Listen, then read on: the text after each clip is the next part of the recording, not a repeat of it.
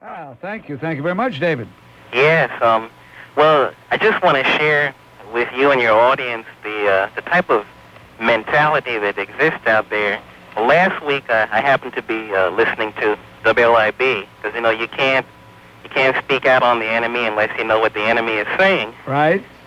And so they had one of the defense lawyers for Larry Davis, and the thing that was so disturbing to me is not their defense, of this individual, because after all, this is America and everybody has a right to a lawyer.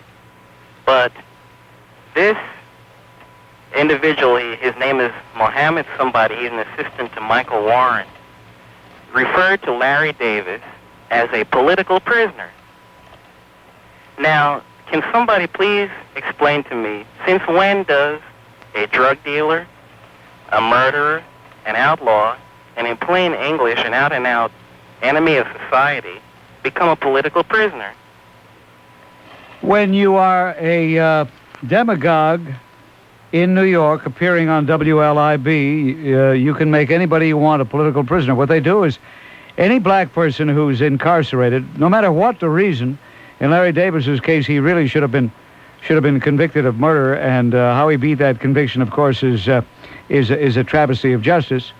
But he did get convicted of lesser crimes, and these were felonious crimes. But if you lock up a Larry Davis, automatically he becomes a political prisoner. In other words, what they're saying is any black who, in their view, is committing crimes is not really committing crimes. He's striking a blow for freedom. Mm-hmm.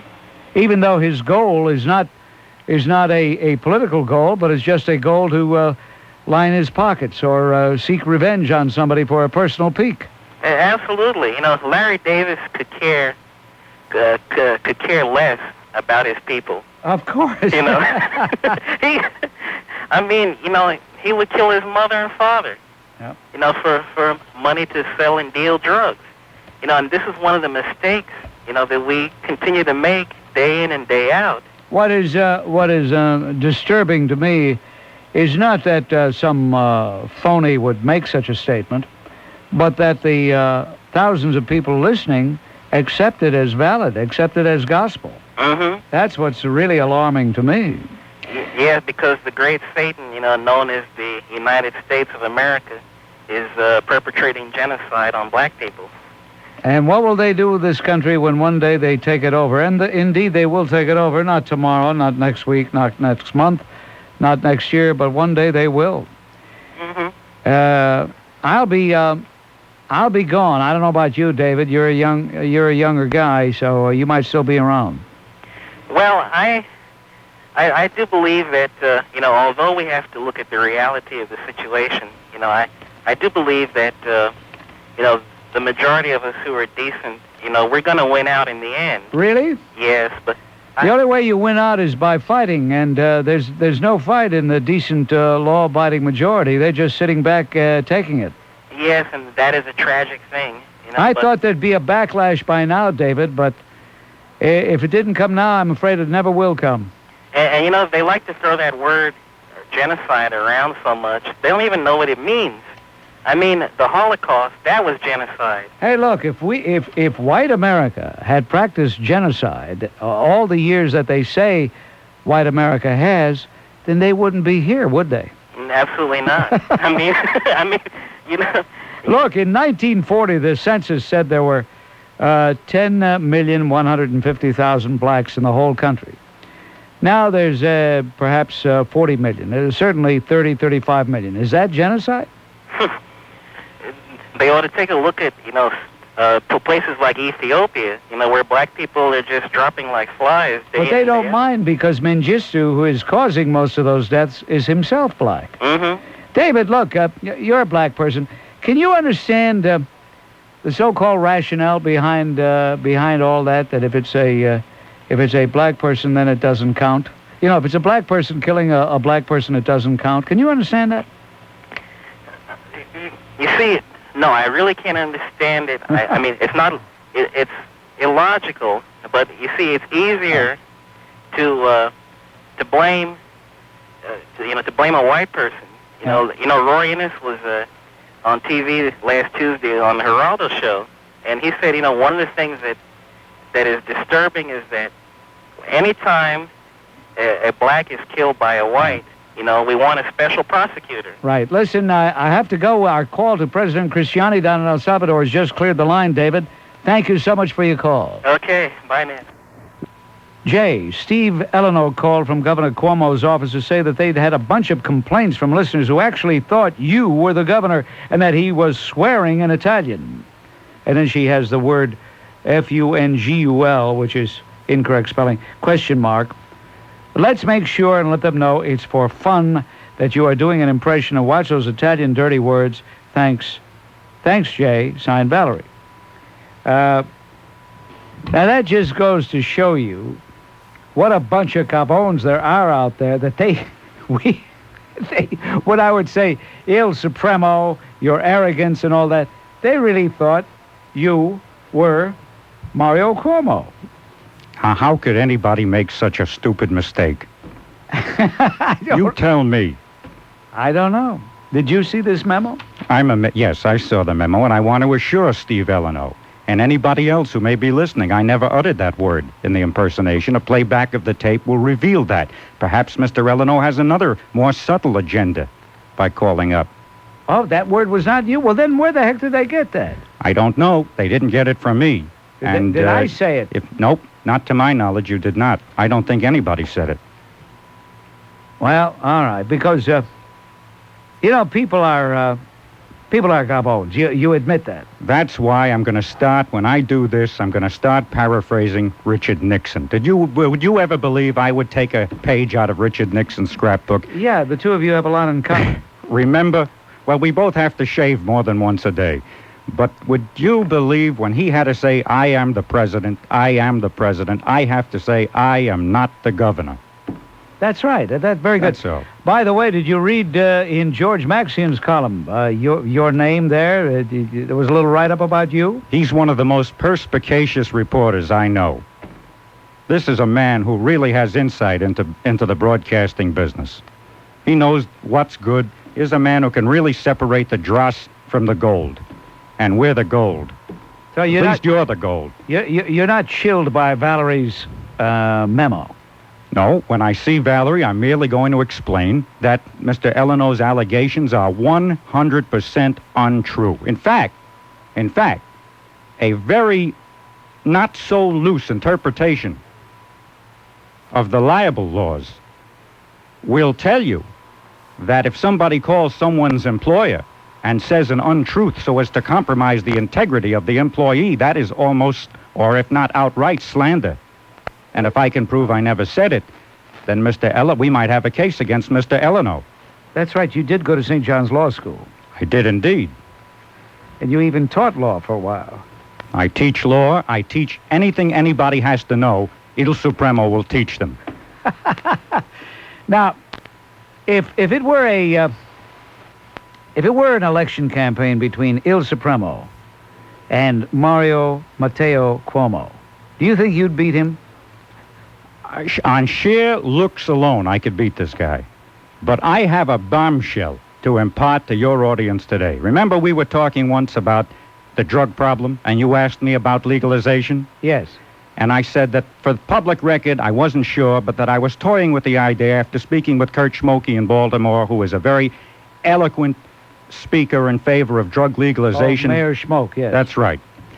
Mayor Schmoke believes that legalizing drugs would help us solve the drug problem by taking the money out of it. Right. I'm going to go a step further. When I'm president, I'm going to issue an executive order legalizing crime.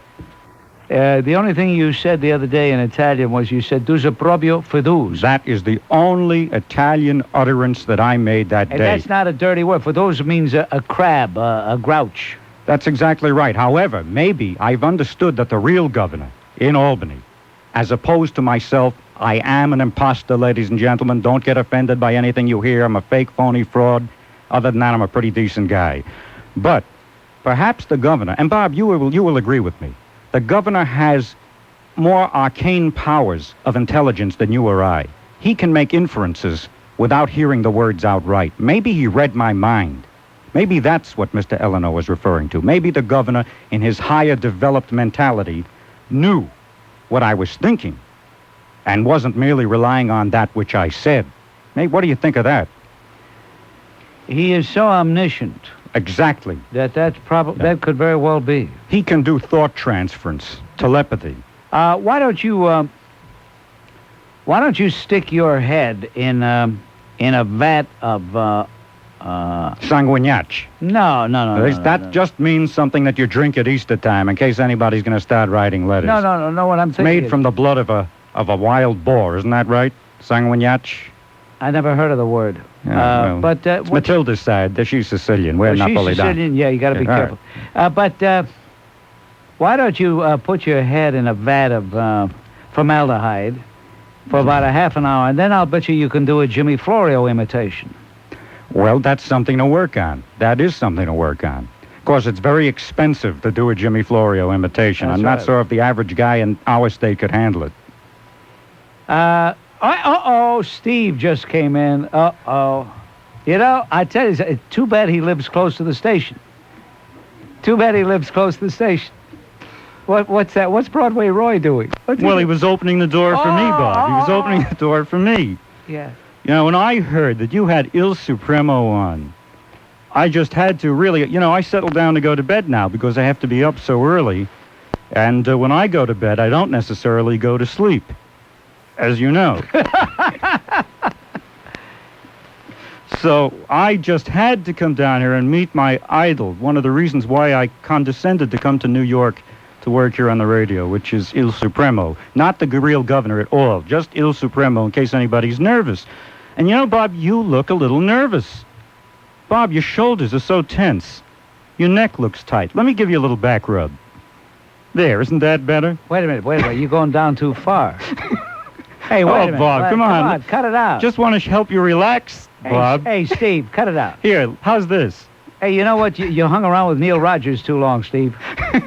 You really did. You're getting double-gated, Steve. Now, cut it out. Double-gated? My feet don't even touch the ground anymore.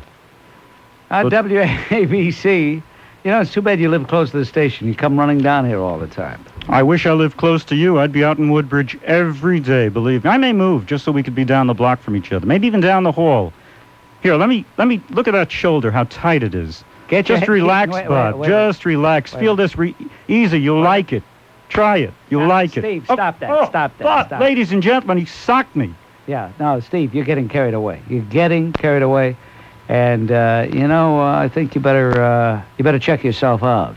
By the way, when's the last time you and Laurie had anything to do with each other? Well, I've been checking you out now for months. Oh, my gosh. So, I'm a retired federal personnel officer. Right. Now, let me tell you first. Employees in the federal government never had Social Security coverage till the last 3 or 4 years. And they are Who getting said they that did? only at a reduction of their pension. Oh. They paid 7.5% for their pension. It is fully taxable, 100%. And they did not have that nice non-taxable Social Security. State employees and city employees in New York get Social Security, pension, health insurance, and now when they retire, us little taxpayers are paying their Medicare premium. All right, let me ask you a question. Yes. Okay, here's the question. When you signed on to become a federal employee, Yes. you knew what you were signing on to. You had the option of becoming a state employee or a city employee, but apparently you chose to be a federal employee. No. I don't no? think anybody chose anything, Dick. Many of us, like myself, went into the federal service at the beginning of the war. Right. In my particular case, they needed me more than I needed them. Okay. Well, the However, country needed all of us more then. Yes, and a great many people. But let me say this. There are so many state and city employees who never paid a nickel for their health insurance. Right. At the moment, I am paying $287 a month for mine. The truest thing you said is we're comparing apples and oranges and pears. But all of these city and state employees are lumped together with federal employees. Now, we do not have high pensions. We do not have Social Security. Okay, you got the point across. You got it across, so you let out all that steam. You should feel better now. Okay? because this goes on your program and many others. Well, and you know, you nobody get seems steamed to in anything you understand want. We talk about public employees as opposed to private employees. You probably get all steamed up. I don't know. No, I don't. Okay. No, I don't. All right. Well, I thank you for calling and straightening us out on those points. Our number, 212-398-9404. Manhattan, you're on WOR. Hello. Oh, hello, Mr. Oliver. Hiya. Thank you for taking my call. Yes. I just wanted to bring something to your attention. Am I allowed to use the name of the hospital? Sure, go ahead. Yes, I went down to visit a friend of mine in St. Vincent's Hospital, and they're having an awful time there at the bathroom facilities. The toilets haven't been working, so I just sort of went around and asked a few the other patients, and they've been having troubles with their bathroom for the past 4 weeks. They can't flush the toilets. There's sand in the toilets, and can you imagine being sick in the hospital and there's no toilet? Well, I hope they're listening now and they'll get to And I work. think that, you know, with the heat and being in the heart, and it's the only hospital in that area in terms of giving, you know, major medical, it's a 911 Okay, area. you got the point across. We don't want to make this a show for toilet training. You know, we can't do that. I thank you for calling. 212-398-9404, New Jersey. You're on WOR. Hi. Hiya. A little correction on the FDIC. Yes. It is actually funded by assessments on the banks. Right. And then the income that they make from their investments. Where is who keeps the money? They keep it themselves. It receives no appropriations from Congress. There is an interesting line here. Right. I have the benefit of the World Almanac here. Right. But as of January the 1st, 1988, right, there was a surplus, meaning the insurance fund had $18.3 billion. Now, this is money that, as you understand it, was held by the individual banks. No. Was held by the federal government? FDIC. The FDIC was a separate corporation. Right. Set up in 1933. Right. Because of the Depression, of course. Mm-hmm. You know, and so many bank failures. And it was set up specifically for the purpose of insuring the deposits. Right. Of the individual savers. Each bank was, I don't know exactly what the formula was, but they had to send money to the corporation, the FDIC. Right. FDIC, as said, never received any additional funding from Congress. Right. But we've been off on a tangent. They had that surplus, which has now, of course, been dissipated. Well, we don't want to confuse the issue, though. I think the caller was referring to the savings and loan scandal. They had a separate one. That's right. Called the FSLIC. That's correct. Federal Savings and Loan Insurance Corporation, which was a similar situation. But both of them, I think, have now been merged. Mm-hmm. There is a different name. And this is why we're in trouble. All of the surplus has been dissipated. All right. Thank you for straightening us out. You're welcome. 212-398-9404. That's our number. 212-398-9404. Let's go to our next caller. Long Island, you're on WOR. Go ahead, yes, please. how are you doing, Dick? Good. Okay, I just want to, as a postscript on the abrupt leaving of Walter Brennan, I think that his... William Brennan. Excuse me? William Brennan. William Brennan, yeah. He had... he was quite a bright man, very articulate. However, his reign, I think, tended to show the abuses that the judicial system can have on our society. A lot of the landmark decisions in this country, like Roe versus Wade, busing, the civil rights packages, were not the things that were legislated, but rather brought down by judicial fiat. And we have people like Justice Brennan to thank for that. I don't know if... Well, hold on, whether you want to thank him or not. Let me ask you... you're talking in several different areas here, and I don't want to get into the nuts and bolts of it. For instance, the states themselves would not ban or abolish segregation by race in schools. The states would not do so. The court did so with the aid of people like Brennan, although he was not on the court then. But anyway, people like Brennan did that in 1956 or 54. Are you saying that the court should not have outlawed segregation in the schools? That's a hard call, you know. I mean, certainly the... Not hard for me. Well, the court should faithfully interpret the Constitution. Right. I agree, and I would agree on that point. And the to put it very simply, the Constitution says there shall be equal protection under the law. And when there isn't, the court puts down an order.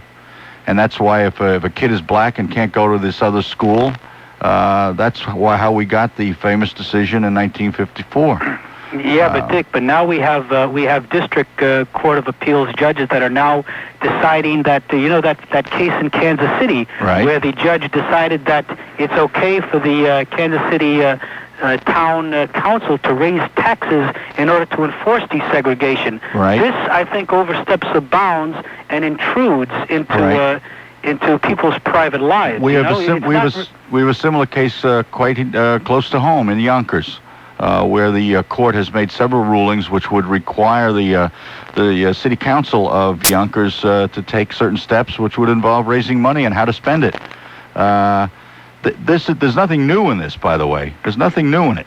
One last question for you, Dick. What do you think about the idea of somebody sitting on the bench until they're 85 years old? I frankly believe people should be retired by the time they're 70. I've always had that position. I've said it any number of times when the previous president was in there, because I don't think he had all his marbles while he was as president of the United States, and I think history will show that.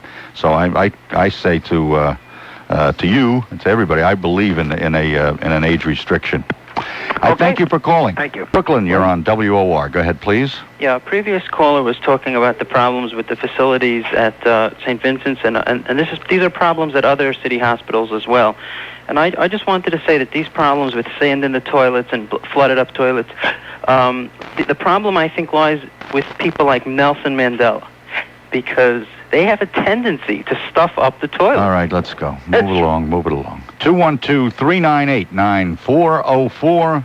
Staten Island, you're on WOR. Go ahead, please. Yes, Dick. Yes, go ahead.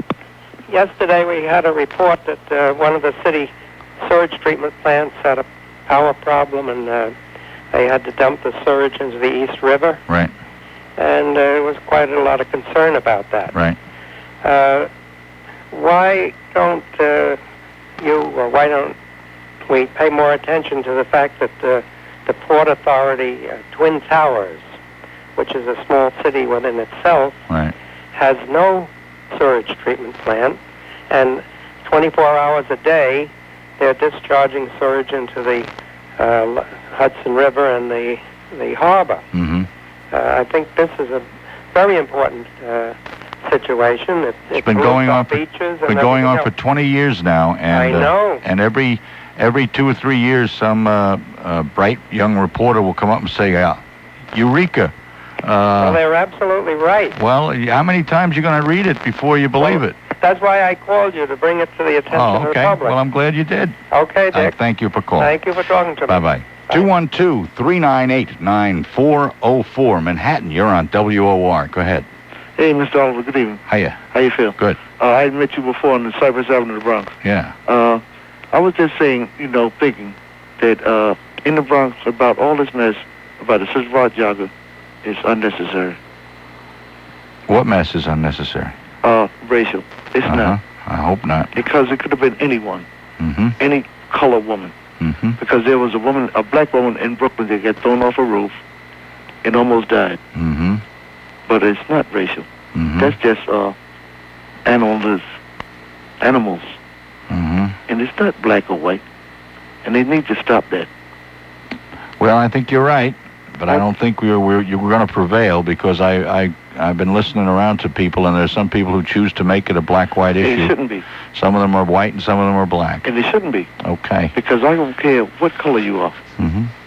That should never happen to anyone. Well, I thank you for your call and your thoughts. You too. Bye-bye. 212-398-9404. That's our number, and let's take a quick call. We go to Manhattan. You're on WOR. Well, the reason I feel that... Hello? Hello. Hi. Hi. I'm waiting. Go ahead. I thought I was on. You're on. Okay. Hi. Hi. I thought the reason why people should not be together is because... Hello? You know what you're doing. I can tell you what you're doing. You're listening to your radio, and you're not... and you're hearing the delay. That's for the screwballs, like that Mandela nut. Who just called up. You want to hang on the line? It's a very scientific reason. Can you stay on the line? A very scientific reason. Hold on a second. Do you hear me? Yes, of course. Stay on the line. We have to take a short break. If you can do that, then we'll be able to take your entire phone call, okay? What? And people should stop trying to make everything one. Respect the differences. Thank you very much for this time, whatever it is. Whew. Well, that's a tough one to handle. Anyway, 212-398-9404. Staten Island, you're on WOR. Yeah, good evening, Mr. Oliver. Hiya. Before I talk to you about what I called about, I would like to ask you if it's a Daily News or your program, you could give us a list of who the people are on the Citizens Budget Commission and what they do for a living. Because I'd like to know once and for all these people that are deciding. I'm a civil service worker, by Just the way. call them up. Get the number, call them up. Well, I think, everything is publicized about what they have to say. I think it should be publicized at who they are. There's citizens who work in various aspects of, of commerce and industry and what have you, and some in the academic area. But they'll call them up. They'll give you a list. Okay. Well, I still think it should be published. But anyway, the main reason I called, that woman that called earlier about the civil service workers and federal workers, right, when she talked about the fact that she didn't have Social Security and we did, she left out one important thing. We pay for our Social Security. It's not given to us. It's not free. Well, she pays for her pension, and we also pay for our pension. The reason we get both is because we pay for both. And the difference between a civil service worker in New York City or New York State and a federal worker is the federal worker receives cost of living increases in their pension. City workers don't. So I think that's a very important thing that she ignored. And as far as the 7.5% that she paid toward her pension, we pay that to Social Security alone, plus our pension. We could have a whole show. We could have a whole week-long show, 24 hours a day, of people disputing who's got the best contract and the best deal. Yeah, I'm not even talking best or worst or who gets the... these are facts. Okay. And just one thing before we end the conversation. Yeah. I hope that this Senate hearings on the nominee for the Supreme Court doesn't turn into a circus like it did the last time with Bork and Kennedy. Well, it looks like the fix is in because they just were there, as we learned last April, and he got approved unanimously then. So we'll see what happens. Yeah, well, that could change quite a bit by now. Well, you want them to look for skeletons, don't you? I want them to look for skeletons, but I don't want everybody up there that has just picking, just because they don't agree with his philosophy. Right, I go along with you. I think we ought to trust the president unless there's some skeleton there that you can't. Oh, exactly. If something illegal or something bad in his past, but not because I don't like him personally. I should be allowed to get to a microphone on national TV. Okay. And take out ridiculous things. I think you got a good point. Thank you. Thank you. Bye-bye. 212-398-9404, New Jersey. You're on WOR. Hello, Richard. Hello. Long time I couldn't call you. It's too expensive to call from New Jersey. I want to talk to you about the Supreme Court. That man that thought that the Supreme Court should work like a jury inspired me to call you. Okay. Even though it's expensive. Right. If I believe from my studies that the Supreme Court was copied from the ancient Hebrew Sanhedrin. There, too, the rabbis would gather and study each case very, very carefully, and there was a majority decision and a minority decision. Okay. And everything was recorded. And I think that our Supreme Court is copied from that. Okay. Of course, it's modernized and so on and so forth. And a lot of things, they come from the Talmud, the Torah, from the Bible. Even this Saturday, if you have a little time, this Saturday at our temple, they discussed the what I call planned murder and accidental murder, and a place where people go for sanctuary. And the young man that was explaining it happened to be a lawyer, and he said the sanctuary, even to this day, he says, didn't Ortega seek sanctuary in the embassy of the Vatican? That's right. And don't we have people that come to us for sanctuary? So this all goes back to the Bible. Okay. And I would see, I'm not really a thorough student of this, but maybe somebody that knows more can tell you more. Or with tongue-in-cheek, I will say, maybe Barbara Streisand, since she played a yeshiva boy, and in order to study the Talmud. You have a terrific show. Well, let me ask you something. Don't let you go, because I got a question for you. Did you know that baseball itself goes back to the Bible? No, I'm learning. I'm always ready to learn. Yeah. The very first words, it says, in the big inning. In the big... Bye. Thank you. Bye. And look, don't let go of that little little girl D. She's terrific. Okay. Thank you. Bye-bye. 212-398-9404. Brooklyn, you're on WOR. Hello, Dick. Yes. I've been listening to your program for a while, and I'm enjoying it very much. I'd like to say, as tags go, a Democrat liberal, I am delighted that there's a Republican conservative in to make the appointment to the bench. Mm-hmm. I was delighted when Reagan had those appointments that he made. I'm a right to lifer and everything like this, and now we can get on with. Now I can get on with voting Democrat liberal. Wait, hold on a second. You know what? I got a little piece of trivia for you. What is because that? You probably remember this. When President Eisenhower appointed the very same William Brennan to the Supreme Court, he was how he turned around.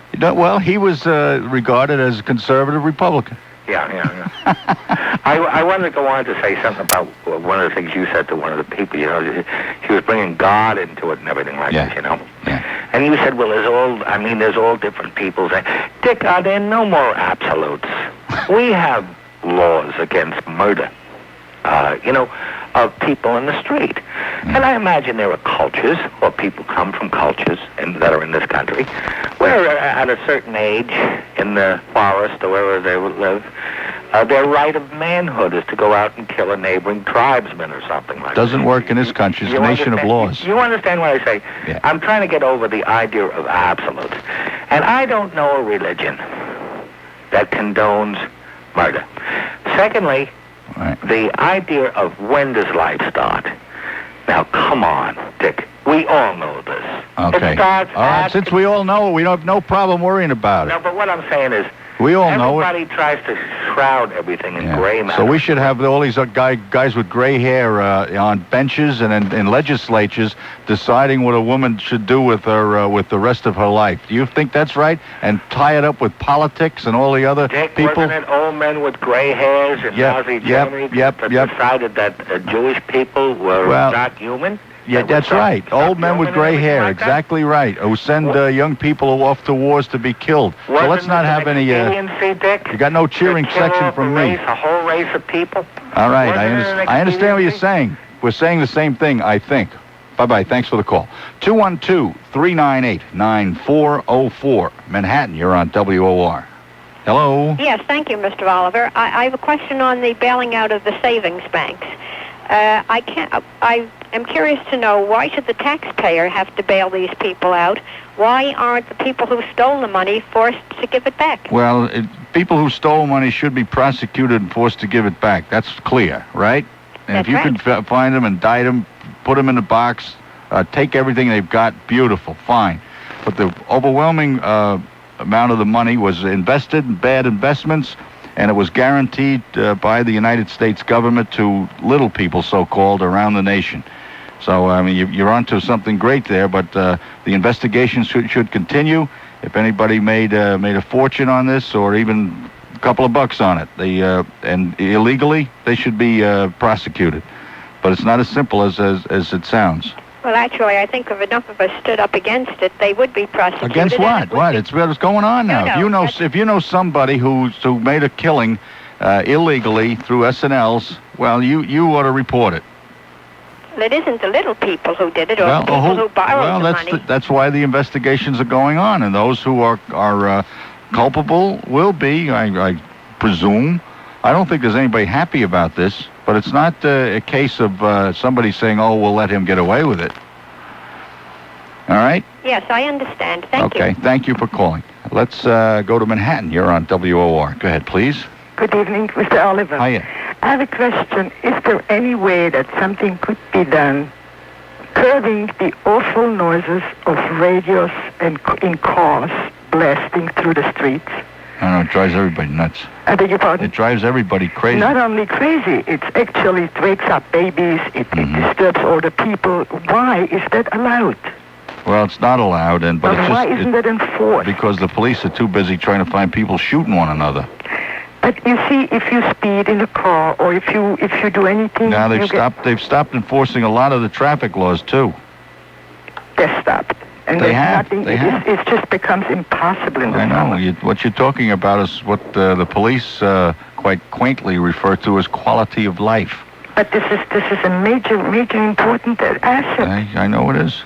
There's nothing that can be... Well, of course something could be done. You could you could hire 1,000 cops and have them get on the sound patrol. But you know, if they would just give a few tickets to a few, yeah, the news would reach back to them, and it would do something. Okay. Well, I hope the powers that be are listening. Oh, well, thank you. Thank you for calling. Let's take a break, and then we'll be back with more calls from you. I don't know. Are you there? Manhattan? Nope. Long Island, you're on WOR. Go ahead, please. Hi, Dick. Hiya. How you doing? Good. First time I ever called a radio show. Just a gripe of quality of life. Yes. Yeah, I'm a bus driver into the city every day, and I see this graffiti on the walls in the expressway. And I see these guys painting, taking it off, working. The next day, it's back on again. Right. I often wonder how there's nothing done about that, which is crazy. Well, do you notice that the trains, they've got a pretty good system now to keep them pretty clear. How are the buses doing as far as the graffiti goes? The company I work for, it's excellent because they keep a check on it, and we don't have that vandalism. Mm-hmm. But it's just in general, like, you know, it's such a disgraceful looking thing anyway. To see in a major city. Yep. It's just, nothing is done. It's true. It is quality of life, too. Yep. Thanks, Dick, anyway. Thanks for just calling. Want to get the gripe off. All right, good. Thanks for calling. Bye. Let's go to New Jersey. You're on WOR. Go ahead, please. Hi, Dick. Hiya. I'm from New Jersey. I'm a blind lady. Okay. And we're on fixed income. Florio is going to punish the people that spill, charge them for spilling $1 million for spilling the oil. Right. All right. Now he's going to pass it on to us poor people. Why should we pay for it more on our oil and gasoline? In other words, the company's going to charge the little people. Right. Now, they're making the mistake, spilling the oil, and we have to pay for it? Mm-hmm. If you make a boo-boo, you're going to have to suffer, not me. Mm-hmm. Right? Right. Well, what can we do about it? I don't know. I know that Florio's got an awful lot of people mad at him over there. They want to impeach him, too. Okay? All right. I enjoy your program. Okay, thank you for calling. Bye. Bye-bye. 212-398-9404. Brooklyn, you're on WOR. Go ahead, please. Hello. Hello. Yes, am I speaking directly to you? You are. I am. Hello? Yes. Yeah, I've had some from my phone. You had a caller on before in reference to the noise complaints from loud radios in the cars. And from what I could gather from your comment was that you felt that it wasn't enforceable. No, it's not enforced. Oh, it's not enforced. I'm sorry. Yes. Because every law is enforceable. Of course it is. Unfortunately, we happen to be selective in our enforcement here in New York because I'm a retired policeman, and I can tell you from a fact. We have priorities, so-called, in the various precincts of what we respond to, what we half respond to, and what we don't respond to. That's correct. Okay. That's correct. However, there is, for instance, just recently we had a big public display. The publicity went relative to the idling of vehicles. Right. And the great enforcement, the $250 fine. Well, I'd like to know how many summonses they gave out for that, because the larger the fine, the less people will tend to violate the law. Right.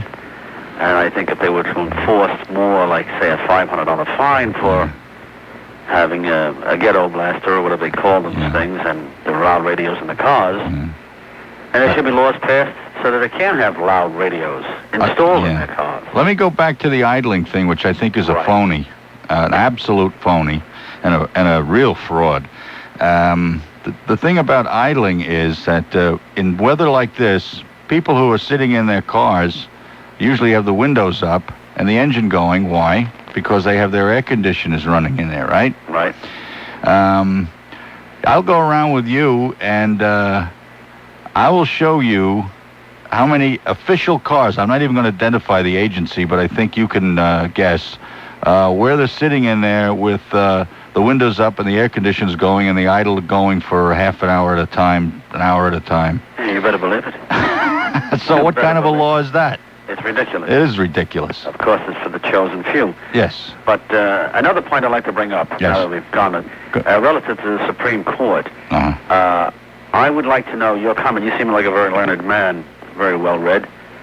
You're not an attorney, are you? No, I did go to law school, though, but I'm not an attorney. I'm like John F. Kennedy Jr. I never took the bar, though. She never took the bar. Well, at least he tried. He's trying tomorrow again. Well, he'll pass. I hope so. I'll pray for him. I will too. But my point is, relative to the Supreme Court, you were saying about the decisions they make. What I'd like to know is, as a retired policeman, my son's a policeman today in New York. We're continuing on with the dynasty against my better wishes. Better judgment. Anyway, aside from that, the Supreme Court, when they make their decisions, for instance, the integration. Right. I forget how far back in the 50s that was, wasn't it? Wallace and everything else. May 17th, 1954. You are a well-read man. Right. The thing is, they were enforced by who? Well, by the local courts, because usually they came up on appeal, and those segregation decisions were... Well, I'm just saying, how were they enforced? In some instances, President Eisenhower had to bring out National Guard troops and then federalize the troops. Yeah. Well, I'd like to know, and here in New York City, we have a little instance where a court came down with an order. I know about that. On Church Avenue in Brooklyn, right, relative to the Sonny Carson and thing. City Hall stepped in, and I'm going to have to, the reason I'm quickening this up, I'm going to have to go to a break in a minute. City Hall stepped in and imposed its will over what would normally be a court order that's enforced. The police department came out with a phony a statement saying, oh, this thing is a civil matter, therefore we're not going to enforce it. Well, wasn't the integration thing a civil matter? Sure. That's why I'm saying in other that. words, what they're saying, I'm saying what the PD and the City Hall said was phony. Have to break now. I thank you for calling. Well, Bob, earlier in the broadcast, you mentioned Teddy Kennedy wondering about this new Supreme Court nominee's opinion of the Bill of Rights. And I seem to recall Mr. Kennedy's other opinion of the Bill of Rights of a Supreme Court nominee when he warned us all that because if Judge Bork ever got put on the Supreme Court, rogue policemen would be breaking through our bedroom doors. And it just seems to me, shouldn't the people be wondering what Teddy Kennedy's view of the Bill of Rights is? I didn't hear him making a big stink when the police burst into Marion Barry's hotel room. I don't know what Teddy Kennedy is after. It seems to me that he wants to think that possibly maybe what he did, getting away with murder possibly, could be included as a right in the Bill of Rights. A bill of certainly rights for him. Right, exactly. That's it. Because he's a Kennedy. He's special, you see. He's a member of the only royal family we've ever had. Yep. Or so he thinks. It is the bane of our existence that this amoral slob, that this person who some people regard as a murderer, has not only gotten away with the death of Mary Jo Kopechne, but thrives being reelected time and time again in that decadent state of Massachusetts, and has the national forum. What hypocrisy! How ludicrous! What a travesty that he, of all people, should sit in judgment of a Supreme Court judge. You know, Bob, maybe he's worried about a knock on his bedroom door, you know? Well, what can I say except that if I believed in voodoo and I had a voodoo doll, I think I'd be busy at home sticking pins in it. I thank you for the call. You're welcome, Bob. Phil, you're on WABC. Hello. Yes, good afternoon, Mr. Grant. I'd like to ask you this. Since when is Oh, it's Phil. It's Phil. Every now and then, Phil comes out of his hole. Every now and then, somebody kicks over a rock and out comes Phil. Can I say what I want to say now? Sure you can, you coward. I'm not a coward. You know that. Yeah, not much. You're a fake, you're a phony, you're a fraud, you're a sham, you're a pretender. But that's all right, Phil. Go ahead. Mr. Grant, why is it that a man such as Mr. Souter, for his own purposes, prefers to be a bachelor? Why must his manhood be brought to task because he's a bachelor? Why must doubt be Who's questioning his manhood? Oh, I heard it discussed this morning. By whom? By whom? On WABC this morning. Yeah, but by whom? It's a woman that has some popularity on this program. Really? There is no woman currently heard on WABC that has popularity. We did have one. She was fired. But currently, there are no women who have popularity on this radio station in all candor. She's on this radio station. That doesn't mean she's popular. You're confusing being on with being popular, pal. Okay, thanks for straightening me out. Thanks for straightening me out, Mr. Grant. Uh-huh. And I want to just say that a man such as Mr. Suda, a Rhodes Scholar, graduate of Harvard Law School, a judge, a state Supreme Court judge, and a federal judge, how could anyone even think that a man of such intelligence would be a shill for anyone, for even a president of the United States? Well, who said he'd be a shill for the president of the United States? You know, I'm listening to senators. I'm looking at senators like Simon, and people sit down. I hope already. Lynn Martin retires, Simon, this November. Please, God, let Lynn Martin win in Illinois. Please, God. Yes. It's sickening to hear these people. You want to know something, Mr. Grant? What, Phil? Why is abortion such a big issue? Why is affirmative action such a big issue? I mean, who does it serve? I mean, who in this country does abortion serve except to destroy this country?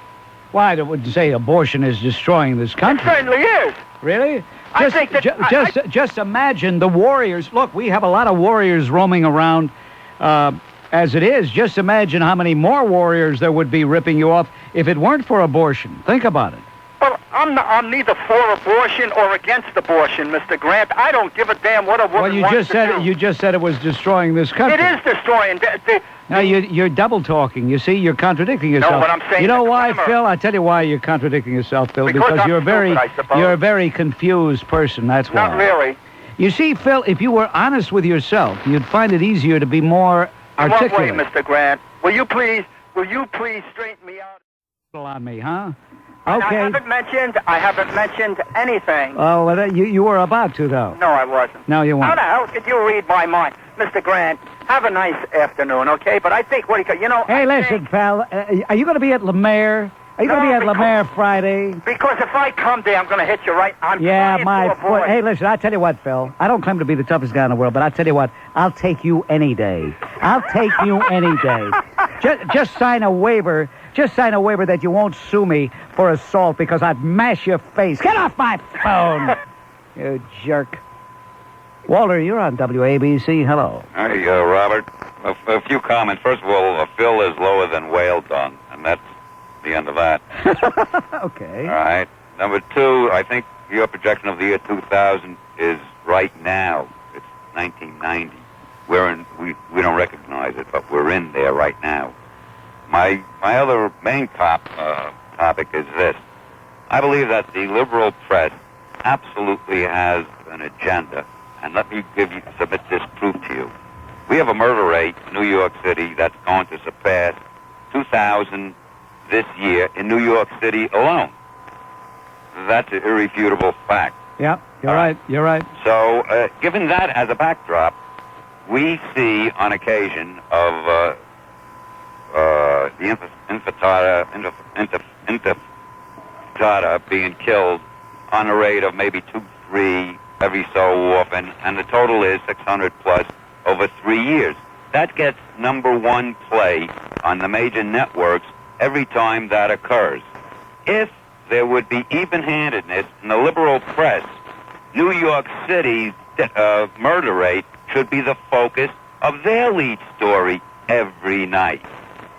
After all, we are living within these boundaries, and I can care less what happens 7,000-8,000 miles away. But the focus should be what happens here domestically. And conveniently, they don't focus on the murder rate in New York and multiply New York City by numerous cities, and you'll see it's an astonishing figure, and I could care less how many are killed on the West Bank. Appreciate the call, Walter. Thank you very much. Thank you. And now, what conclusions can you draw from this, if any? Okay, well, I think with the violence finding, what we're seeing is what researchers have called the cycle of violence. That is, violent families tend to have a build-up period, and then they have an expression of physical violence. And then there's kind of a honeymoon period where they try to make up to each other. And I think what we're seeing here is they have sex a lot more during that period, and I think that's what's causing this finding. I should point out that other things have also have an effect on how often a couple has sex. And these include age and how often the couple share activities and how happy the couple is with their marriage. Ms. Donnelly, Marlene Dietrich once said many years ago that in Europe and Asia, sex is a fact of life. In America, it's an obsession. Do you think she was right? Well, I think in our country we do tend to sensationalize sex more than in the European countries. I mean, why should we care? Now, of course, you're a sociologist, and you could say that it's part of your professional life. But, I mean, really, why should we care how often the Smiths have sex or how the Joneses do it or anything like that? I mean, why should we care? Well, I think especially with something as personal as sex, we don't have a lot of outlets to discuss it with other folks. And it's always nice to see a study and to see that, oh, gee, maybe I'm normal, or, oh, well, you know, I'm falling within the range here, or you know, well, I'm really different. It's just a public interest to people. They like to compare their behavior to the behavior of others. So, you know, purely for that reason, I think it's of interest. In other words, I think what you said a moment ago about a person saying, oh, I'm normal after all, that seems to be the key, because psychiatrists have pointed out to the rest of us that in listening to what their patients have told them, there's absolutely no limit, there's absolutely no bounds to the imagination people have regarding sexual fantasies, are there? No. In fact, the range of behaviors is very extreme. And it's just always nice for people to know that, well, yes, somebody else does this, or this happens to somebody else. Years ago, people wouldn't even talk about their fantasies. Now we read that people should tell their partner, tell their spouse, whatever their fantasy may be. But that can be dangerous. I mean, I could well imagine some woman tells her husband a fantasy she has, and he says, wait a minute, that sounds too kinky to me. I mean, that could be a dangerous thing, couldn't it? Well, I think the key here is acts that occur between two consenting adults. That really wasn't the focus of what I was doing, but I understand what you're saying, and I think the key is consent. There is a wide variety of sexual behavior that occurs in America, and I think the real key is as long as both partners are comfortable with it. Yeah, I believe in your report you found that married couples in their 60s and 70s have sexual relations on the average of 3 times a month, compared to the national average, which is 6.5 times a month. Now, that 6.5 times figure may seem low to some people. I mean, just getting some of the reactions of people here at WABC, and I didn't ask them what they do in their own private lives, but they all thought that was low. Now, whether they're posturing and trying to make it sound as though they are very active or not, I'm not sure. But that 6.5 figure... keep in mind that's for all age groups combined. I see. That's an average. That's an average. If you look at, say, couples in their 20s, their average is almost 11 times per month. If, on the other hand, you look at couples in their 80s, their average is around a half per month. And the range is very wide. Some couples have sex not at all, and other couples have sex up to 60 times a month. How many times? 60. Some folks in the survey that reported how could they have, wait a minute, how could they have sex 60 times a month if there's only 30, 31 days in a month? You mean twice a day? Twice a day. And of course, it depends on what they mean by having sex. Do they mean everybody climaxing? Well, we defined it here as having intercourse with one's partner. We didn't ask... Is the guy faking it? You know, a woman could fake it, but a guy, how does he fake it, you know? Well, we didn't ask whether or not what the outcome of their sexual intercourse was, just whether or not they'd had it. I see. Well, Denise Donnelly, I appreciate you coming to the telephone and talking about this data that you analyzed from a nationwide survey of 5,292 married couples. In conclusion, what is your consensus? What is your evaluation of all of this? Are we healthy people, or are we too obsessed? What do you think? Well, I think that this survey does point out that sex is a very important part of marriage, and that couples who share in areas outside the bedroom are going to be the ones who are happiest in the bedroom, or at least in terms of frequency. They're going to have sex more often. Are you married? Yes, Are you happy? certainly. Is Mr. Donnelly happy? I hope so. I'll bet he is, because you sound cute to me. Well, thank you. Thank you. Bye. Bye-bye. Doesn't she sound cute? And I'll bet you Mr. Donnelly is happy. It's been 3 weeks since I haven't called you, but about this cop beat thing, what do you think about them coming back out in the streets? You think that'll probably help out? Everybody seems to think so. It couldn't hurt. The precincts that have been selected according to Commissioner Brown because their studies indicated that they were the areas that needed it the most. It's going to be expensive. It's going to cost, $5 million extra, something like that. Yeah. But in view of the proliferating crime rate, Johnny, I would say that it's worth the try. Can I ask you another question then? Sure. Do you think Giuliani would handle this different? Because I voted for him, you know. You mean on trying the crime thing, key areas? Yeah. He might have. This is not anything that, in my view, is that unorthodox. Many people have talked about beat people for a long time. You know, patrol on foot. Yeah. He may very well have done that, Johnny. All right, thanks for that, Bob. Not at all. Thank you. Mike, you're on WABC. Hello. Yes, hello, Bob. In a September issue of the 1989 Near East Report, they had a front-page article about how the Egyptian government had called in the Soviet ambassador to protest the Soviet government's releasing of the Soviet Jews to Israel. That was before Shamir's Big Israel remark, which is supposed to have got the Arabs all upset. What kind of friend is that? That same issue had a political cartoon of Mubarak, and it was two-faced Mubarak. On one side, he was saying how he wants peace, and on the other side, he was saying to the Soviet ambassador not to let the Soviet Jews into Israel. I suppose he just would let them die at pogroms of Pamyat. Well, no, wait. There's no pogrom going on. There's no Pamyat pogrom going on. But it might have. That's number one. Number two, you can't take cartoons seriously. I mean, after all, cartoons are supposed to be making political commentary.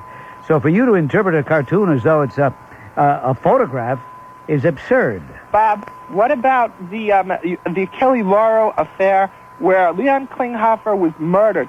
The Egyptian government denied that they had the Arab PLO Abu Abbas terrorists who did the murder. They denied it, and what were they doing? They were flying them out. They knew they had them, and they were lying to the U.S. government and lying to the U.S. They were flying them to Tunis, to the PLO. I know all that, Mike, but what are you concluding here? Are you concluding that they had prior knowledge? Whether they had prior knowledge or not doesn't matter. The fact of the matter is, I tell you what does matter to you. What matters to you is that you justify your siege mentality, that you justify your paranoia, and if that's what it takes to get you through the day, keep it up, Mike. One more point, please. And by the way, the moon is made of green cheese. Donna, hello. Hi, it's wonderful to talk to you. I live in Little Silver, New Jersey. Do you know where that is? You live where? In Little Silver. Never heard of Little Silver. It's near Rumson and Red Bank. Oh, okay, Red Bank. I know Red Bank. Okay, it's in Monmouth County. Which is 12 miles south of the Rio Diner, the heart of Woodbridge. That's right. My husband's business was in Avenel.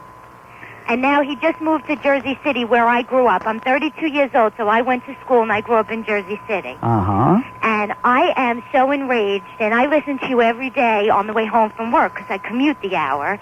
And this whole Central Park jogger issue, this whole black racial issue, it's enraging to someone like me, because I grew up with black people in Jersey City. And when I went to grammar school, there was no open enrollment. And when I was in the 7th grade, they started that, busing the black people in. And within 3 years, my city was destroyed. And every city that any black people ever moved into, they simply wrecked it. They live like animals, and they want to know why they call us racist. They earned everything that they've gotten in terms of a reputation. When you say they, black people. yeah, but I mean, you are you saying all black people? No, I certainly am not saying all black okay. people, but certainly the majority of black people. The black people that are in the press. The black people, why don't they go to work like my husband does every day of his life to earn a living and raise his children? A lot of them are. Well, a lot of them are, but the ones that are in the press with this Central Park issue. Well, then you should single out the ones that are, as you put it, in the press.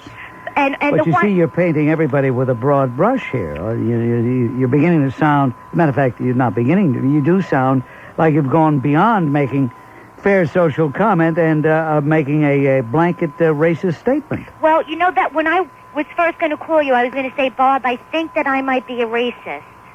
And I really think that I am because... Well, I think you are. Yeah, I do. Well, is a racist the same thing as being prejudiced, or do you have to cause harm to be a racist? I don't know if there's a difference there.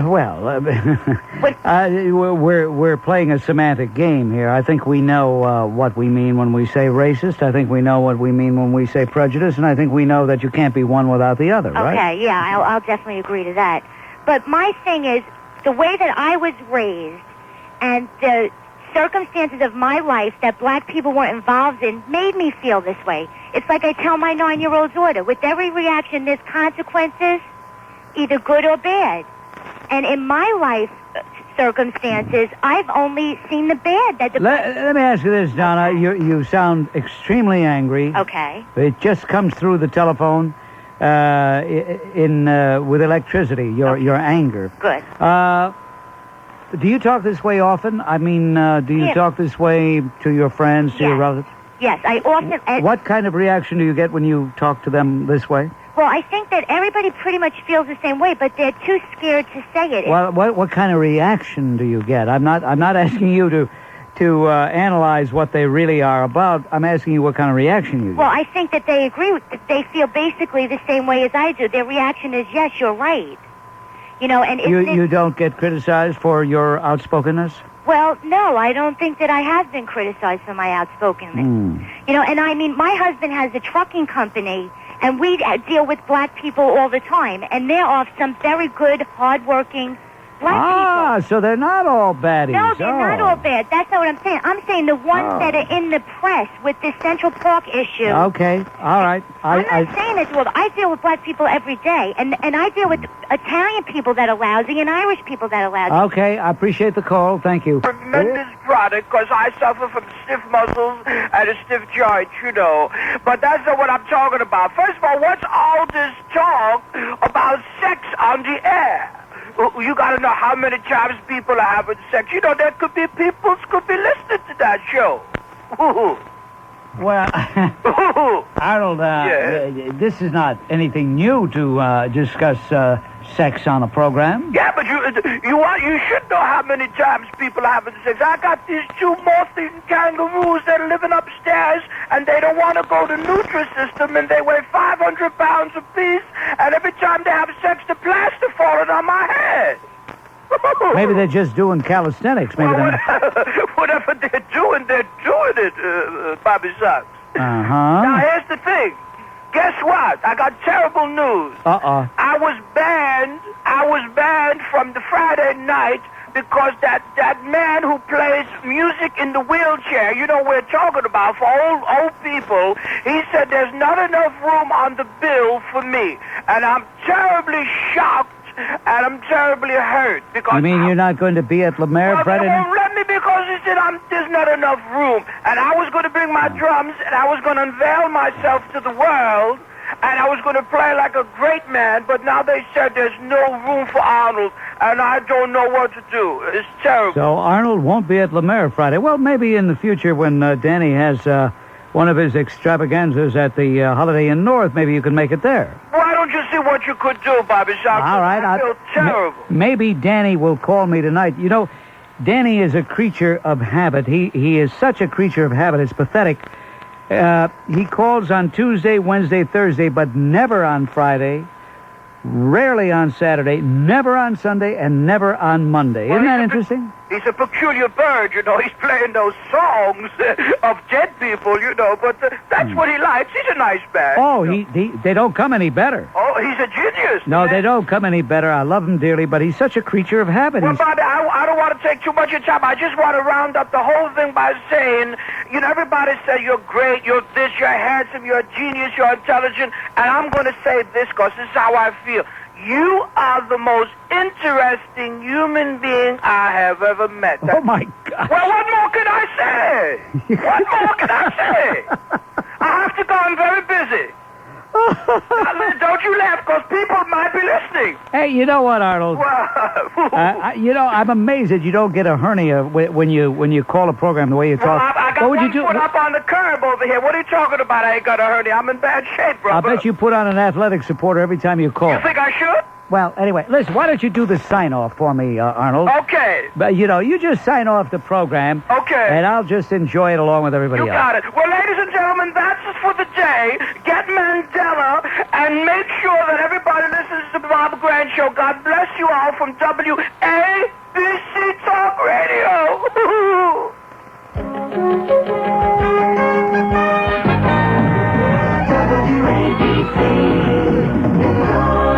It's 6 o'clock. One man, one vote should be simple enough. This is basically, what the Palestinians want. It's what everybody wants. And that's all the people were doing down south. Those summers when so many people were killed. They wanted black people to be able to vote. Is that such a horrible thought? It would be nice if people did vote. Hi. Okay. All right, thank you, everybody who gave money. And tonight is Gandhi. Keep listening. I'm Lynn Samuels. I will be back next Tuesday at 4:30, and it is 6:02, and time now for a report of the day's news over WBAI New York. Well, it's just as you said, the state legislature, which to date has not been able to figure out a way to get our kids to have a better education or stop the crime problem, did pass monumental legislation in which they banned dwarf tossing and dwarf bowling, and today Governor Mario Cuomo signed that legislation. Cuomo said that those activities were a strange diversion. He said any activity which dehumanizes and humiliates people is degrading to us all. Now, in case you're not familiar with dwarf tossing, it's a practice in which people pick up dwarfs who are wearing harnesses, and they heave them as far as possible into a padded target. Now, there's a side game, or so they call it, called dwarf bowling, in which a helmeted dwarf is strapped to a skateboard. These things are just so odd you have to laugh while reading them, and rolled into bowling pins. Well, these things are being held as competitions for cash prizes, and in fact, a couple of bars in Long Island and here in New York City as well had begun to hold these contests. These games originated in Australia and made their way here. It's going to put people out of work? Well, that's the big problem. Why, you would think, why is there such a controversy over this? The governor said, these are human beings. This practice disturbs me. I don't know why. But the governor also said that he was sensitive to the argument that was voiced by Mike Royko, the columnist, who said that government has no business meddling in the rights of a consenting adult dwarf to be tossed or bowled. So that was the big constitutional issue that the governor wrestled with for all these days until he finally came down and said, well, when it comes down to the right of dwarfs to be bowled or tossed versus human dignity, the governor said, I'm going the dignity route. He signed the bill, and as of today, no more dwarf tossing or dwarf bowling in New York State. All right, thank you, Larry. Larry Sutton with that report. Mr. Oliver? Yes. Hi. Hi. My friend, she called me earlier today, and she told me how her family knew the grandfather of the little girl who died. Yes. A close personal family friend. Yes. He was the pharmacist and everything. Uh-huh. And the news hit her mother like a shock.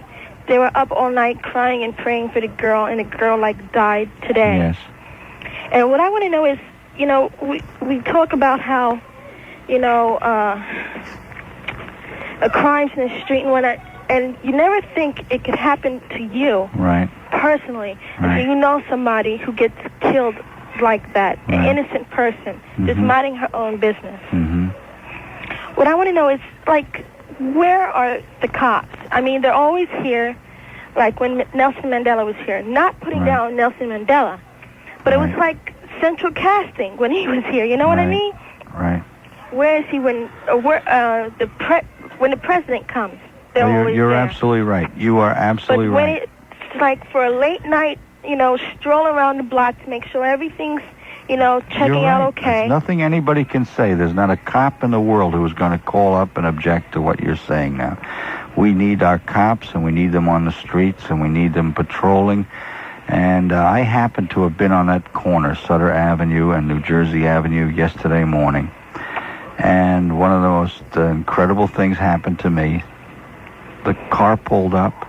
They were on the way to the hospital to see the little girl. And the father, Daniel, got out. And he walked over to me. First I thought he was a nut.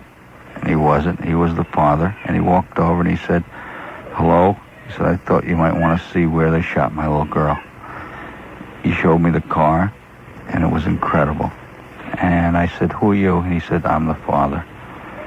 And I said, "All our prayers go out to you." Obviously, you're right. Obviously, any cop listening to this program will agree with us.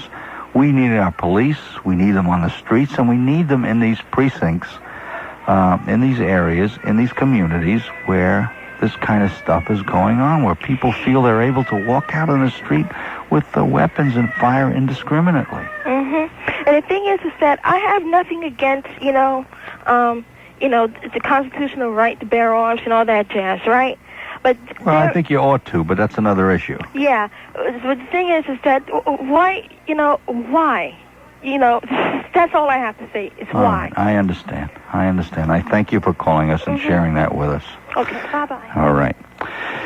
212-398-9404. It's getting close, folks. I'm telling you, it's getting to our neighborhoods, it's getting to your neighborhoods. There are people there who are walking out on the street and believe they can fire away and take a shot. And let's all just keep singing the praises of our right to bear arms. It's incredible. What we need is more cops who are armed and more people who are not armed. I'm telling you. 212-398-9404. New Jersey, you're on WOR. Go ahead, please. Dick? Yes. There's a lot of important things going on, and I listen to a lot of things like the crime and stuff like that. But this thing about this throwing the midgets, it really gets to me that someone like Cuomo can go up there and sit in his high office like that and just decide what is dignity and what is not. I mean, he has a city, New York City. They have live sex shows Well, he didn't down decide. He was presented with a bill by the legislature, by the state senate, and by the state assembly. He was presented with a bill to sign. If you want me to read it, I'll read it to you. And he was given the choice of whether he should sign it or not sign it. What would you do with it? Me? Yeah. I wouldn't sign it. You would not? No, I would. Okay. Thereby showing yourself to be insensitive to dwarfs. No. I mean, I would be sensitive to the needs of the community. If there was no harm going to any person. Well, the legislature of the state of New York, esteemed legislature, one run by Republicans, one run by Democrats. By the way, all of these bozos ought to be bowled and tossed themselves. But anyway, deemed it in their conclusions that we ought to have a bill to bar dwarf tossing and dwarf bowling. So he's handed this bill by the legislature. Should he have told them we don't need this? Yeah, I mean... Okay, well then, I understand where you're coming from. All right. Okay, here's the thing. I mean, if you got anything, any sport or anything, I mean, can he decide anything that doesn't have any dignity? Hold on. Are you with me? Are you with the rest of us? Yeah, I guess. Are you sober? Are you sober? Yeah. Okay. The legislature has passed a bill which bars dwarf tossing and dwarf bowling. The bill arrives on the desk. It passes by a majority of both houses of the state legislature. Yeah. It arrives on the desk of the governor. What should he do with it? Veto. Veto it? Yeah. Okay. All right. Well, I respect your opinion. Okay. And what should he say in his veto message? This is not important? he should say it's a right for the community to decide, to uphold to decide on the standards of dignity within their what's around them. Okay. Well, he decided to go along with the legislature. Okay. Well, look, I respect your opinion. Thank you. I think they guys put themselves up on a pedestal, and they overlook, like, these small communities. They don't know what's going on. Have you participated in any dwarf bowling or dwarf tossing? No, but I've been to other things that, people would say they're degrading the human. What is it you're worried about?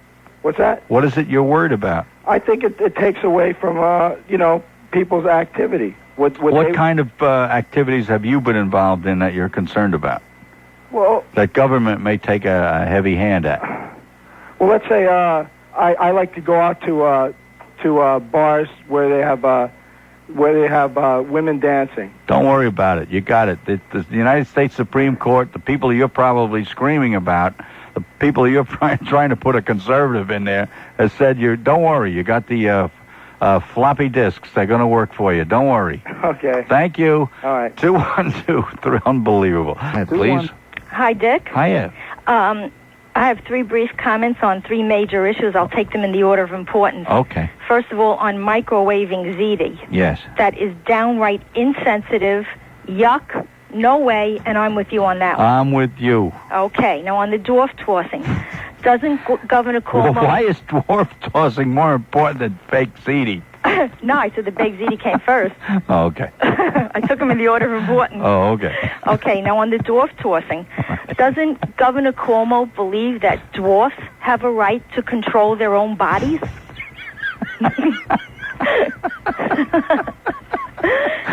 And lastly, I can't even answer that. And the least important, number 3, on Mr. Souter. Has anyone looked into his record on civil rights? I'm very concerned about that. I'm afraid that this guy may give us more quotas, more affirmative action, and more things that are going to hurt my white children in the future. And that's about it. Your wife's children? My white children. I thought I was going to refer back to you. I'm not belittling your last comment, but to look at David Souter and President Bush standing together, Judge Souter is a lot shorter. Did you notice that he looks like Abraham Lincoln? Yeah, he does. He really does. Yeah. Without all the hair on his face. But, okay, good questions. I thank you. Good comments. Thank you for calling us. Bye-bye. 212-398-9404. Brooklyn, you're on WOR. Hello, Mr. Oliver. Hiya. Hi. I'd like to make a suggestion concerning this little girl's funeral. Yes. Everywhere that this girl is mentioned, everybody is wringing their hands and saying how awful this situation is. But I don't see anything really on a practical level being done.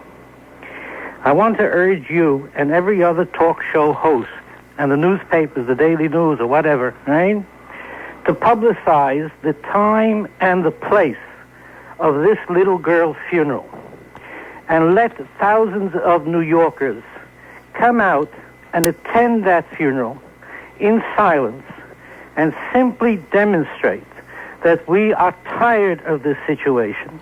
We want this city turned back from being a cesspool into a place where decent people can live in safety and surety and peace. And I think this is a very simple way to get that message across. Yes, Mr. Oliver. Hiya. Yeah, by the way, I agree with your opinion 75-80% of the time. I disagree, rather, but agree with your handling of people 75-80% of the time. Okay. So that's a pretty good balance. I'm calling about Saturday's headline at the Daily News. I'll read it. Supreme Court's Brennan quits. Then it's smaller type, anti-abortion rulings more likely. Isn't that second part of the headline editorializing on the front page? Well, it is and it isn't. But you're faced with this as an editor, as a guy who has written headlines for the front pages for a lot of years. I can tell you this: you're faced with the thought that you want to direct your readers into the truth, and you have to use a little bit of analysis. And frankly, I don't have any problem with that headline. Direct the readers into the truth, or try to stimulate as much activity so there's more to report the next day. Well, Brennan is the last of an old breed No on the question court. on a whole lot of issues, a host of issues, And probably the issue- least important of so which how- being abortion. Okay, well, ho. You just made a little bit. You couldn't make a headline out of that without getting into trouble. Let me tell you something. How many times did Brennan rule an abortion? Oh, wait a minute. You've got a whole agenda in front of you, and you're coming on me with both guns blazing. No, I don't have an Hold on agenda. Hold on one second. Let me just handle it question by question. I can do good with shotguns, but you have to give me a chance here.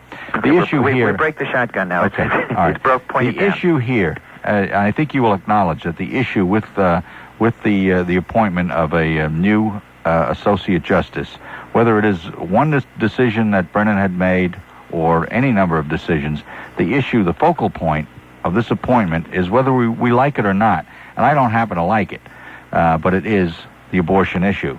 I would disagree. Well, let me tell you. Let me tell you why you're wrong, and I don't care what side you're on, and I'll tell you why you're wrong. The NOW organization and those people are gearing up. The Right to Life people are gearing up. I'm telling you, there is a major battle going on. And by the way, you just made a quantum leap, though. You're missing. Wait a minute. You're missing the whole point of the Bush appointment. But you're buckshotting now. Go ahead. What you just said is, if you listen to what you said, it is the major issue. Then in this confirmation, and then you justify that by saying the NOW group and the anti-group are lining up, but they represent very small portions of the population. Let me back up a little bit. Why do you think the president chose? Now you can stand on very high ground here and say, well, I believe the president chose this man because he's the best we've ever had. No, I won't do that. The president chose somebody who is not known on his views on this issue because it is the issue. It's a smart political move on his part. Of course it is. It was the only smart political move on his part. Yes, it is. It's a brilliant move. This man was approved by the Senate last April. We have a man here who has not written a lot, as Bork had done. We've got a brilliant move here. But if you're missing the point on the abortion issue, then no. But my point is on the headline. What headline? The because headline it is from last Saturday. Well, I subscribe to it. Okay. I mean, I totally think the press is exceeding reasonable bounds. What press? You mean the New York Times? No, well, the New York Times. I just the did LA the Times, I was waiting, I Washington did Post, the crossword puzzle. I Chicago read the Times Tribune, of the News. Atlanta Journal, Constitution. Which press is missing the point? The local press that I get to read. Okay. All right. Thank you for calling. Have a good night. Bye. You too. 212-398-9404. Queens, you're on WOR. Go ahead. Good evening, Dick. Before the news program, you had a gentleman on who called, was a very fine speaker, who said that we should show our outrage about that little girl being killed, and I agree with him 1,000%. You've often said, and I've heard you many, many times say that the solution, or one of the solutions to the crime problem, is to get more policemen on the street. I have a suggestion that not only would not cost the city additional money, but would put money back in the treasury. Now, last night they showed a thing on one of the news stations where court officers were parking their cars at meters in Brooklyn and were not being ticketed. It would seem to me that if every precinct was ordered to have the policemen leave their cars home or else pay the parking rate that everybody would pay, and the only way that a policeman could ride on city transportation for nothing would be to wear his uniform, whether it's a fireman or a policeman or a court officer, we would perhaps have several thousand more uniformed members of the city walking the streets, riding the subways, riding the buses. And I think that the show of a policeman on a train, even if he's going to work, even if the fireman is going to work, in order for him to ride the subway for nothing, or the bus, if he had his uniform on, would help deter crime. Yeah, it's water that's so far under the bridge and over the dam that it's even lunacy to try to comment on it. It's something that happened 25 years ago that we could say, well, isn't it a great thing that cops are taking the subways? The fact of the matter is that cops are now members of a legitimate union. They have the right to live not in the city, but wherever else they choose. I didn't say that. Hold it. They have a right to take their cars. They have a right to park their cars. They have a right to, and there's no city power that I know of that can order anybody to wear uniforms or do that without paying. I didn't say that anybody has to wear a uniform. I didn't say... What were you suggesting? I was suggesting that in order for at the present time, we've seen... What should the city do? Because we're spending too much time on it. If the city would enforce the no parking laws or the meter maid... What no parking laws? Huh? You mean for cops? For everybody. Cops have a right to park around precincts. It's in the contract. What about the court officers who parked on Atlantic Avenue? Well, I don't know. That's another story. You're getting away from the story. But you want to talk about cops? Cops have a right to park around precincts. What about firemen? And the city has an obligation. Firemen have a right to park around firehouses. Well, it's in the contracts. Why should the contract allow these things? Hey, sorry. I've told you. It's water that's gone under the bridge and over the dam. Well, let me just add one more. No, bye. Wasting too much time on the stuff that really has nothing to do with nothing. 212-398-9404. Let's go to Queens. You're on WOR. Hello. Good evening. Hiya. Can you fancy a 93-year-old anthropologist wasting so many of her precious minutes listening to people divesting themselves of such silly concerns? In any case, I want to refer to an earlier broadcast concerning the microwave and heating the spaghetti. Right. I have listened to various programs where they comment that the microwave emits radon, and there's no way of monitoring how much of the radon is, but they've been able to attribute the fact that there is some brain cancer as a result of this radon emission. Well, that's a serious problem, and I agree with you, and I think that's serious. But let me tell you what's more serious to me for the moment is that you take a good spaghetti sauce and you take a good pasta such as ziti or thin spaghetti or whatever, and you subject that to a microwave. You have to be crazy yourself. You don't need any kind of radon. I concur in that. All right. And who the hell wants to pad their skinny hips with spaghetti? Right. Okay. I'm very grateful for allowing me to. Well, I'm glad you sounded off. Thank you. Thank you for calling. Bye-bye. Anybody else? Does anybody like to call up and say how great spaghetti sauce and pasta is in a microwave oven? Well, you're welcome to call because I was subjected to this last night, and let me tell you, it's hell, folks. 212-398-9404. We go to Queens once again. You're on WOR. Good evening, Dick. I don't think the moon's out today. You're a listener. Listen, I got a question for you. You know, I know you like the money trail, and it's kind of interesting. Everybody's talking about tax increases, and a friend of mine gave me a little article, a very little article, that was in the February 24th Congressional Quarterly. And that article was about the backlog of uncollected taxes that is owed the IRS. Do you know what that figure is? No. $87 billion. Like from whom? Like from everybody. I'm talking about, uncollected taxes, tax revenue. He said that Mr. Goldberg, who is the Internal Revenue commissioner, right, said that more than $60 billion remain collectible, but uncollected. Huh. More than double the amount delinquent in 1984. I'm just trying to find out what kind of deadbeats these are. Are these people who are in bankruptcy? Are these people who are just on the lam? Because the IRS doesn't make any bones of taking care of you and me. Well, apparently, Dick, it's sort of been buried under the carpet. And as I said, it was in the February 24th, 1990 Congressional Quarterly, page 575.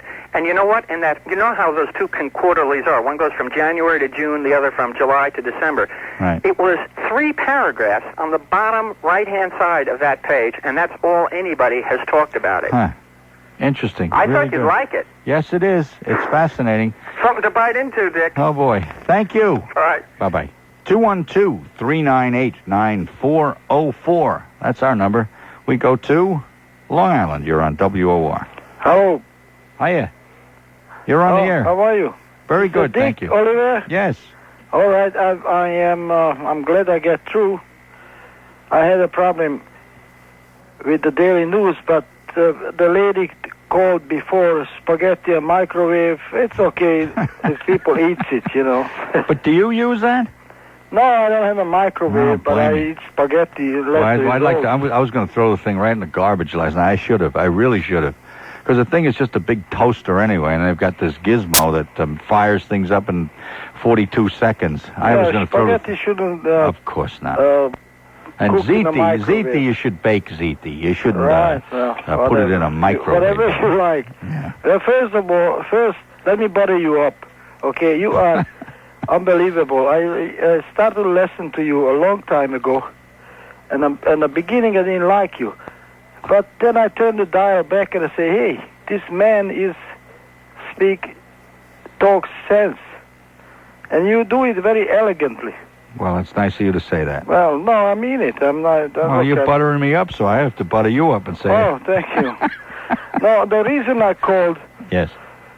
This morning I get up as every morning, go to have breakfast before I go to my job. Right. And always pick up daily news. Right. And last night, I heard it in your station, the nominee of a new Supreme Court Justice. Yes. Well, I get in the morning, I say, I'm driving, and I will pick up the daily news, and I read about this man. Sure. Because this man, whoever he is, I don't even know his name, will influence the life if he will be elected. The Congress and then the Senate would approve it. Right. It's going to be lots of influence on our life. Right.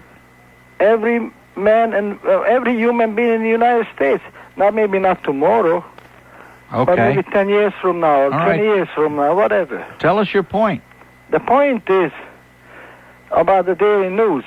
Right. It's criticism. Okay. That's allowed.